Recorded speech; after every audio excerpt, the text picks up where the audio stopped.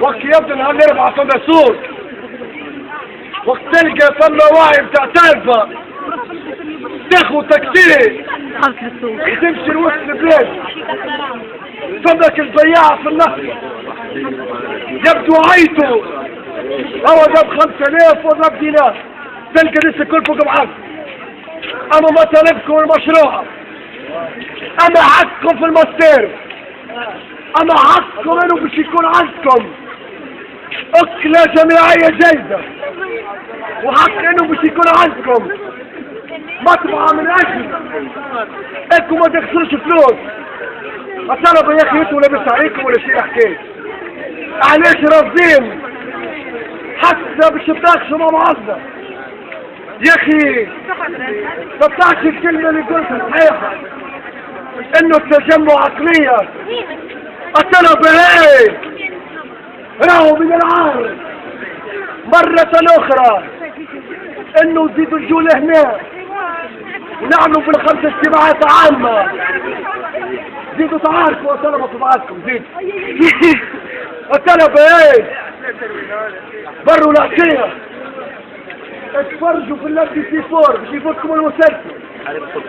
بروا الطلبة ايه راهو اموركم لابس عليكم. البوليس مليون 200. الطلبة ايه فما كلمة قلتها في الفاك زيد نعاود نقولها لحنا.